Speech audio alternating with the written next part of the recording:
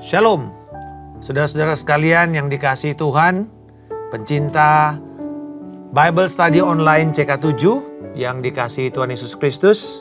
Jumpa kembali dengan saya, Pendeta Markus Simanjuntak. Apa yang kita doakan ketika kita berada dalam kepungan musuh yang berjumlah cukup banyak? Apa yang akan kita doakan?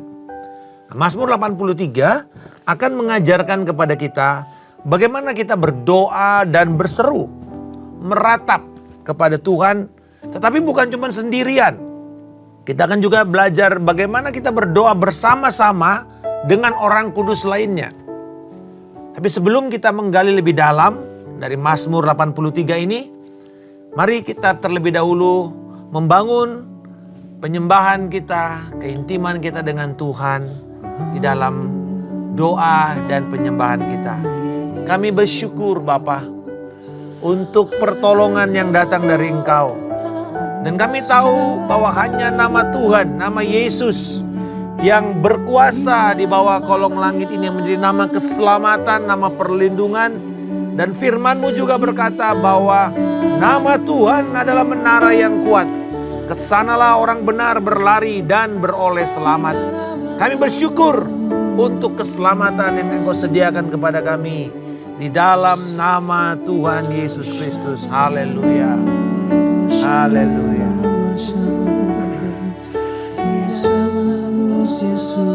Thank you Jesus. Kau yang beri pengharapan.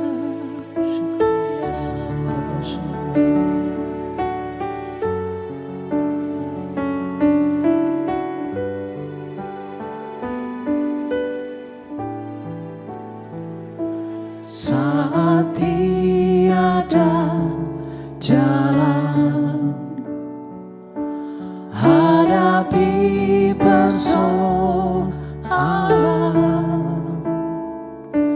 Yesus ada di sana dan memberiku jawaban. Pahitnya kenyataan dan tak mampu bertahan, Yesus ada di sana dan memberiku jawaban. Hanya nama Yesus, hanya nama Yesus, hanya nama Yesus, berikan ku pengharapan. Hanya nama Yesus, hanya nama Yesus,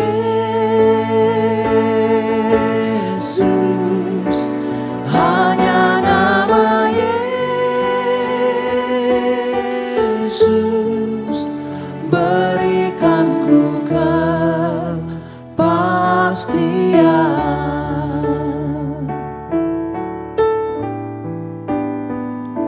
Saat tiada jalan, hadapi persoalan,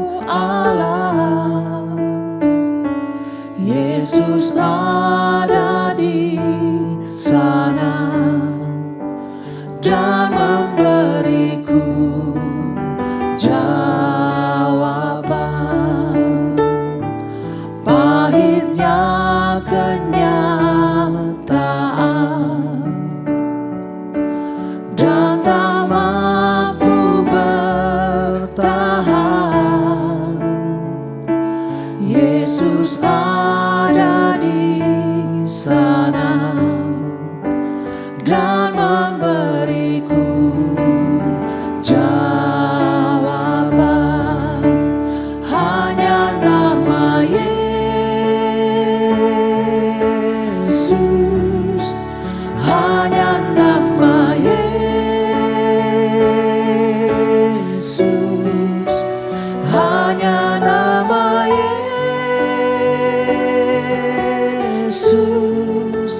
berikan ku pengharapan. Hanya nama Yesus, hanya nama Yesus, hanya nama Yesus, berikan ku kepastian.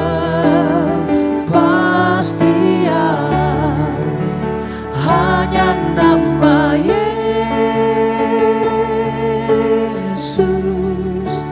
hanya nama Yesus,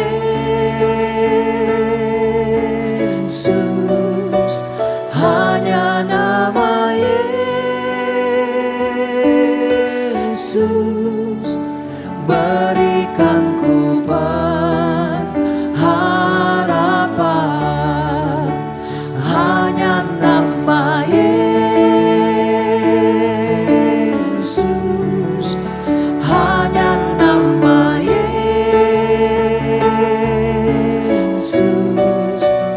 hanya nama Yesus, berikan ku kepastian. Hanya nama Yesus, berikan ku kepastian.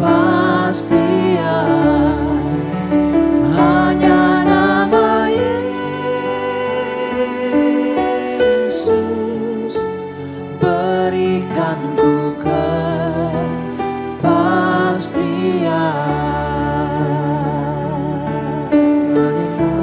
Oh Yesus, hanya nama-Mu Tuhan yang sanggup menjawab doa-doa kami.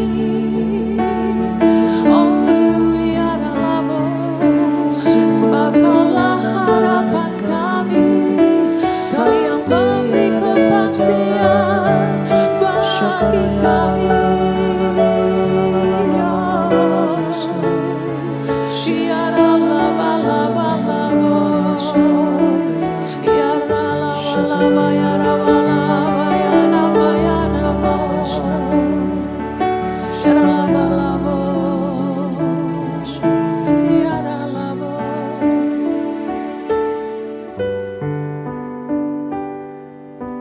Hatiku tenang berada dekat-Mu, Kaulah jawaban hidupku. Hatiku tenang berada dekat-Mu, Kau yang pelihara hidupku. Pertolongan-Mu begitu ajaib, Kau telah memikat hatiku. Di saat aku tak sanggup lagi, di situ tangan-Mu bekerja. Pertolongan-Mu begitu ajaib, Kau telah memikat hatiku. Kini mataku tertuju padamu, ku rasakan kasih-Mu Tuhan.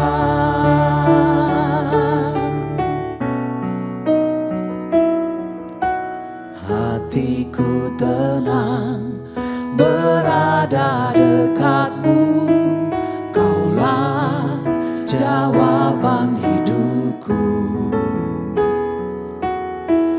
Hatiku tenang berada dekat-Mu, Kau yang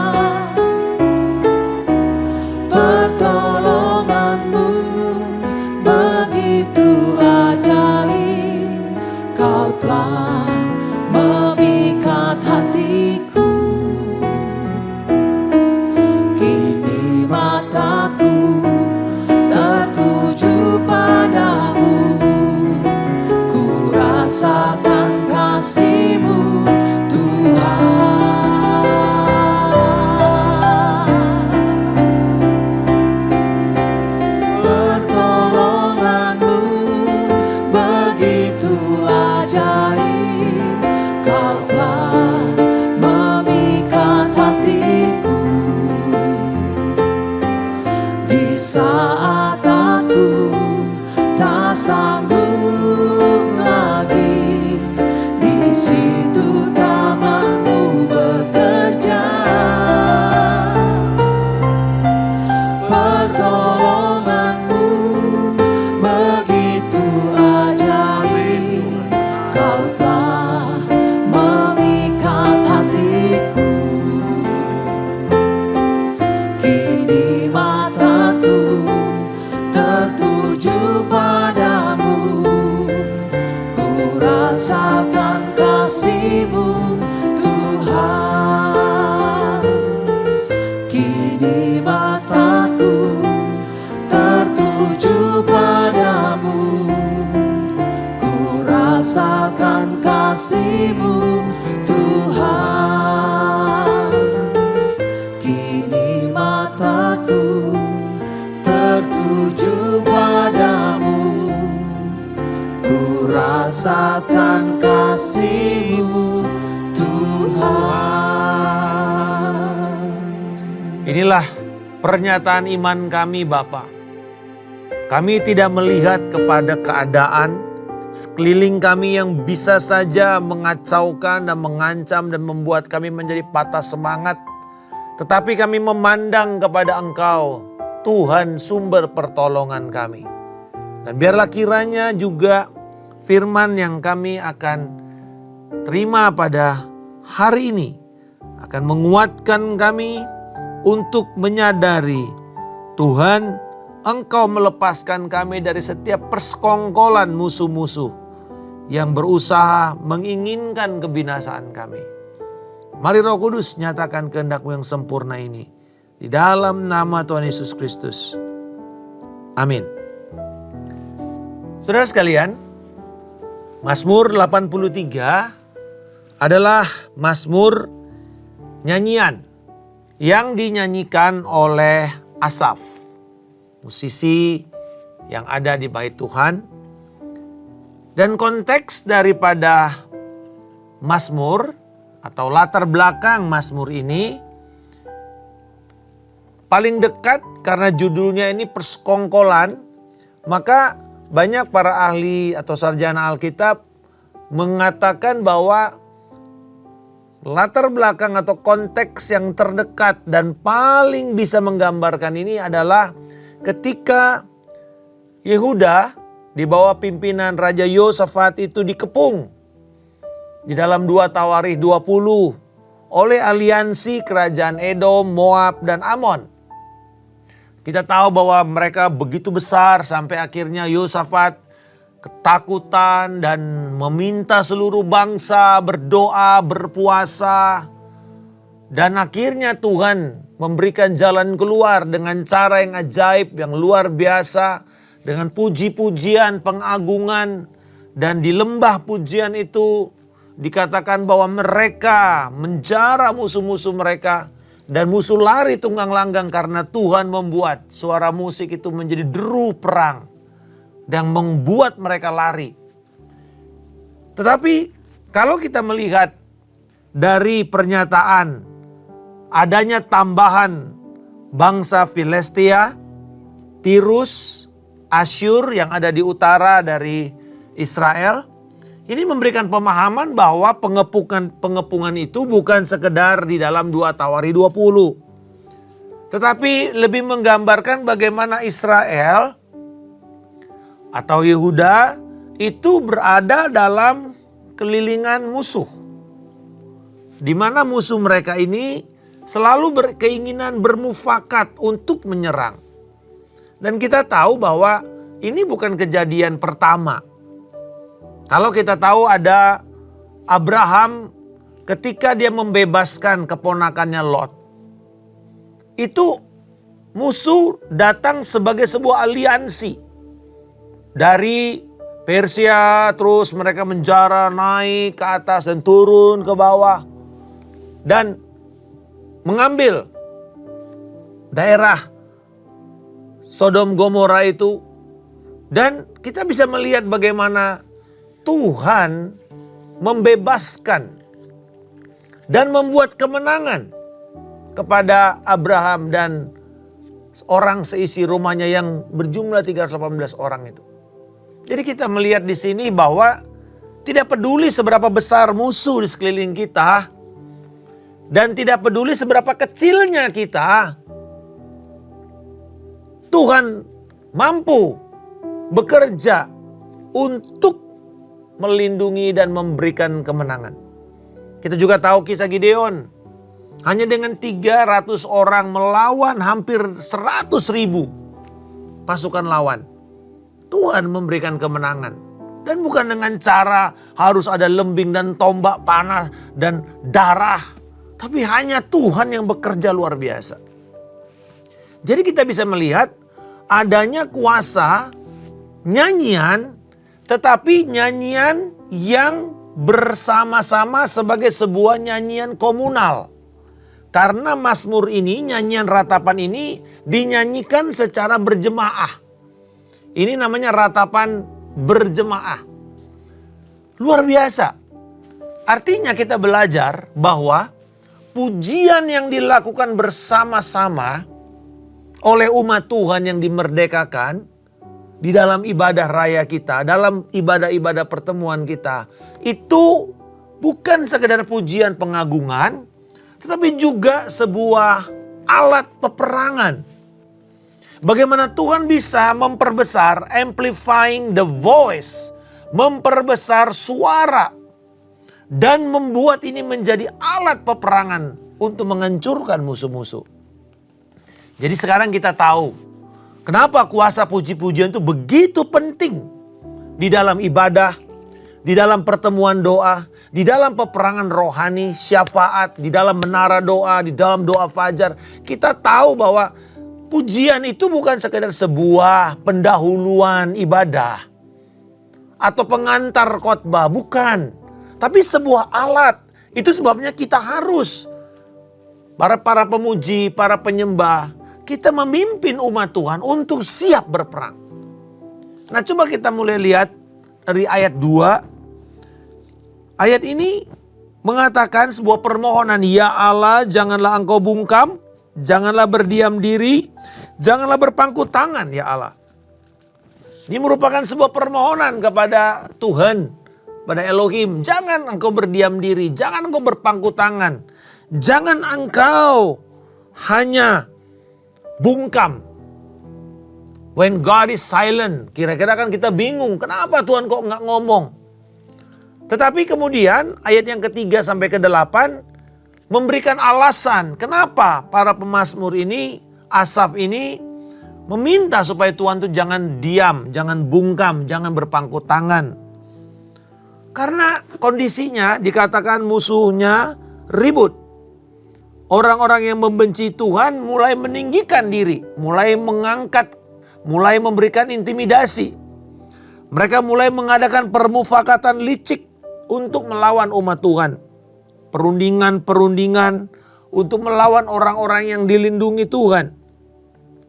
Lalu kemudian mereka, hasil perundingan mereka adalah, marilah kita lenyapkan mereka sebagai bangsa, sehingga nama Israel tidak diingat lagi. Dan ini bukan terjadi hanya pada bangsa Israel. Kita tahu di dalam perang abad ke-20, di perang dunia kedua, Hitler bermufakat untuk membinasakan semua orang-orang Yahudi dari muka bumi. Menghancurkan, membunuh orang-orang itu mulai dari Eropa. Ternyata bahwa upaya melenyapkan itu terus-menerus dilakukan. Dan bahkan dikatakan mereka telah bersepakat berunding, mengikat perjanjian melawan Tuhan. Jadi ternyata apa yang mereka lakukan kepada umat Allah adalah sebuah perlawanan langsung terbuka kepada Allah sendiri. Jadi sebenarnya ini memberikan sebuah kita pengharapan bahwa di belakang kita ada Allah. Siapa yang berusaha untuk melenyapkan umat Tuhan, gereja Tuhan, dia sedang berhadapan dengan Allah sendiri. Dan apakah Allah lemah? Sudah pasti jawabannya tidak. Luar biasa ya. Bagaimana Tuhan itu ada di belakang kita. Dan di sini ayat 3 sampai 8 ini mengindikasikan bahwa umat Allah itu belum diserang. Tetapi mereka sedang terancam dan mereka sedang dikepung.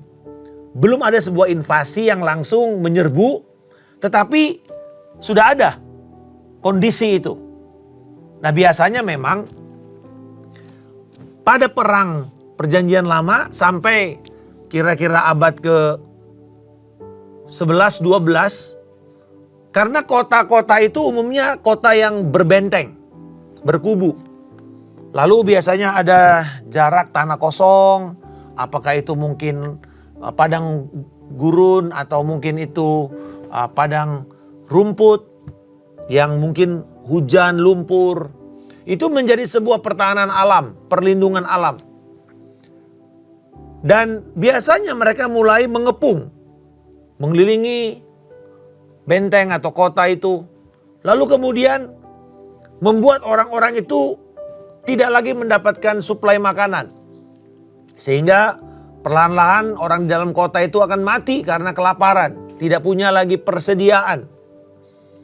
Nah, satu kali tuh saya ke Yerusalem, saya tahu di bawah kota itu ada terowongan yang menuju ke laut Mediterania. Kenapa? Karena pada waktu perang salib itu dipakai kalau seandainya mereka sedang dikepung dari depan, mereka bisa punya itu satu terowongan yang bisa pakai kereta kuda untuk keluar. Dan di situ mereka bisa mengambil air, suplai dan semuanya dari pelabuhan. Nah, saudara-saudara, tetapi pada waktu itu ketika mereka terkepung, ini pelan-pelan akan mati nanti. Jadi apa yang harus dilakukan? Ayat 9 sampai 19 merupakan doa dan kerinduan umat Allah agar mereka dibebaskan dari kepungan musuh. Coba kita lihat. Ketika semuanya sudah mulai bergabung, ayat 10 lebih jelas dikatakan, Tuhan, nah ini doanya mereka. Perlakukanlah mereka seperti Midian, seperti Sisera. Kita tahu bahwa mereka ini dihancurkan pada masa kepemimpinan Deborah. Dipatahkan, bahkan dikalahkan oleh seorang perempuan saja. Yang sudah dipunahkan di Endor. Bahkan dikatakan menjadi tahi bagi tanah. Jadi menjadi kotoran bagi tanah. Nah, ini menarik. Apa maksudnya? Kok musuh bisa jadi kotoran bagi tanah? Apakah ini ungkapan, sekedar sebuah ungkapan nyanyian? Atau ini sesuatu yang sebenarnya bisa terjadi? Nah, menariknya dalam tahun 1830, jadi abad ke-19, diperkirakan ada sekitar 1 juta kerangka, tulang belulang manusia, hewan yang diimpor dari Eropa ya ke pelabuhan Hull, ya, Port of Hull. Pelabuhan ini dan sekelilingnya, tetangganya itu di Leipzig, di Austerlitz, di Waterloo. Ini tempat-tempat pertempuran. Kita tahu misalnya dulu Napoleon Bonaparte itu adalah pertempuran di Waterloo. Ini pertempuran-pertempuran yang masif dan banyak orang mati. Lalu kemudian kadang-kadang tidak dikubur sehingga ya berkelimpangan begitu saja. Lalu kemudian setelah kira-kira 25 tahun kemudian ini dikumpulkan dan kemudian ditarik lalu dibawa ke pelabuhan Hull. Dan di sana di sebuah kota yang bernama Yorkshire itu ada sebuah tempat penghancuran kayak sebuah grinder yang bisa menumbuk benda-benda seperti kopi apa semua menjadi tepung.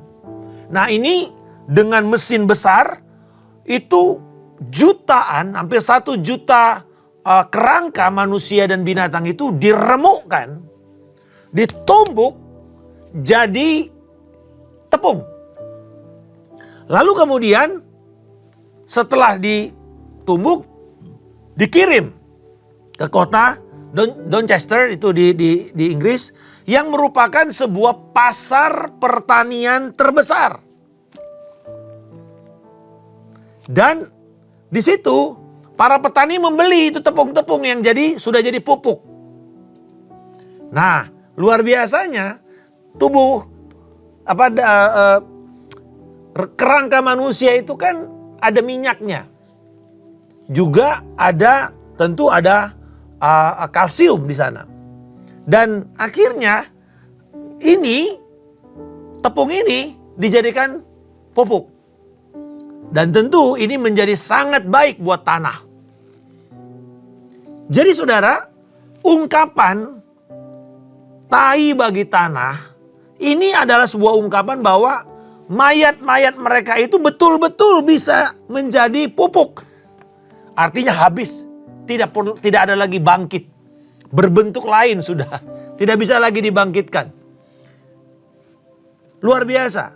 Doanya ini artinya gini, Tuhan, kalau musuh menyerang umatmu, punahkan mereka.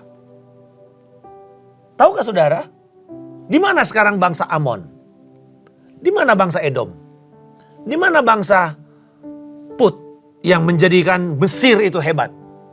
Punah, saudara. Kalaupun ada kota Aman, dari kata Amon, itu sudah cuma sebuah kota saja. Tidak ada lagi bekasnya. Tidak ada lagi penduduknya yang menjadi bangsa besar dan bangsa hebat. Di mana Filistea? Fonisia, yang menjadi bangsa-bangsa pelaut-pelaut besar di zaman perjanjian lama. Sudah tidak ada. Artinya, kalau Tuhan membela, Dia akan membela dengan memunahkan bangsa itu. Hanya satu yang bertahan dari masa bangsa perjanjian lama sampai sekarang, yaitu Israel. Sekalipun mungkin ada bangsa Persia seperti Iran, tetapi bangsa itu sudah campuran. Mesir sudah tidak ada lagi. Tidak ada lagi orang Put yang menjadi bangsa inti dari Mesir. Jadi saudara-saudara, yang menarik di sini bahwa permohonan umat Tuhan untuk dibebaskan dan bagaimana Tuhan akan menghukum musuh-musuhnya, itu didasarkan bukan sekadar-kadar sebuah keinginan balas dendam, bukan. Tetapi lebih kepada reputasi Allah. Janji-janji Allah. Kesetiaan Allah dalam menjawab doa umatnya. Jadi sungguh ketika kita berdoa dan meminta Tuhan bertindak, biarlah kita berdoa bukan atas dasar doa mengutuki. Jangan. Tapi berdoa atas dasar reputasi Tuhan. Bahwa dikatakan, Tuhan, Engkaulah yang akan bangkit membakar seperti nyala api. Engkau yang akan mengejar mereka. Tetapi semua itu supaya mereka mencari Tuhan. Wow, luar biasa. Jadi ketika mereka dikalahkan, tujuannya supaya mereka mencari Tuhan. Supaya mereka bertobat. Supaya mereka mengenal Allah. Artinya, kita ingin kalau secara naluriah manusia itu kalau dikecewakan, ada musuh. Kalau bisa musuhnya hancur-hancuran, habis, binasa, mati. Bisa. Paling kemuliaannya kita mengatakan syukurin. Tapi itu kan tidak baik. Apa yang terbaik? Dari musuh-musuh kita. Pembalasan apa yang terbaik dari Allah? Bisa saja punah. Tapi di sini Alkitab memberikan sebuah gambaran bagaimana yang terbaik. Musuh-musuh itu yang berniat, berunding, bermufakat untuk menghancurkan umat Tuhan, menghancurkan gereja Tuhan, tapi Tuhan balikkan dan membuat mereka bertobat, membuat mereka mencari Tuhan. Dan ini terjadi dengan kasus Saul, Saulus menjadi Paulus. Orang yang berniat, orang yang punya semangat tinggi menghancurkan umat Tuhan, justru berbalik dan menjadi pemberita Injil. Sahabat sekalian, ketika kita berdoa, kita mesti menyadari bahwa pembalasan itu milik Tuhan. Yang kedua, izinkan Allah yang menentukan waktu di mana Dia bertindak. Kita bisa berseru, kita bisa sepertinya berdoa seperti mendesak Tuhan. Tetapi ingat, kita bukan Tuhan. Kita bermohon kepada Tuhan. Dan izinkan ketika nama Tuhan yang akan menjadi pertaruhannya, reputasinya yang dipertaruhkan. Yang kedua, izinkan Tuhan bekerja dalam waktunya. Dan caranya Dia akan bertindak. Maka kemudian sebagai hasilnya nanti, kita akan melihat Tuhan dipermuliakan. Kita perlu mempercayakan diri kita dengan iman kepada janji-janji Allah ini. Dan saya berdoa untuk setiap kita.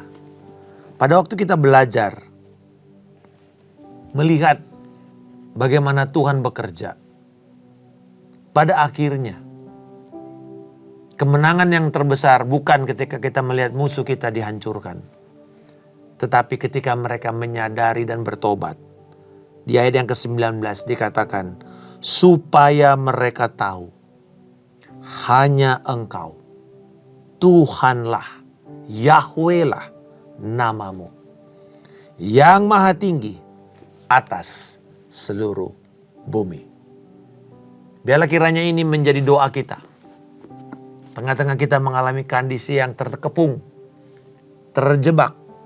Orang bermufakat untuk menghancurkan, menggagalkan, melakukan sabotase atas bisnis kita. Tapi biarlah Tuhan membela kita. Mungkin ada orang yang berusaha untuk merampok dan mengambil alih kontrak-kontrak yang saudara sudah dapatkan. Memotong jalur yang saudara sudah dapatkan.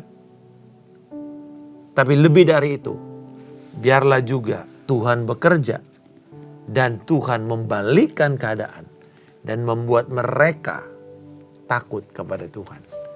Dan ini akan menjadi kesaksian yang tidak bisa dipungkiri, tidak bisa disangkal, bahwa kepada mereka yang berlindung kepada nama Tuhan, Tuhan akan membela. Hanya nama Yesus yang berkuasa dan menjadi pertolongan kita. Bapa, kiranya setiap umat-Mu yang saat ini sedang mengalami kepungan, sedang mengalami ancaman, sedang mengalami Tuhan permufakatan jahat dari orang-orang yang bermaksud menghancurkan mereka, bisnis mereka, bahkan mungkin kelangsungan pelayanan. Biarlah Engkau bangkit dan bertindak, membela, bahkan Engkau yang akan membuat mereka yang berbuat jahat, bermufakat, berbalik dan menyadari dan takut kepada nama Tuhan dan menyembah Tuhan. Terpujilah Engkau, di dalam nama Tuhan Yesus Kristus kami telah berdoa dan mengucap syukur. Haleluya. Amin. Tuhan Yesus memberkati. Sampai bertemu di kesempatan mendatang. Shalom.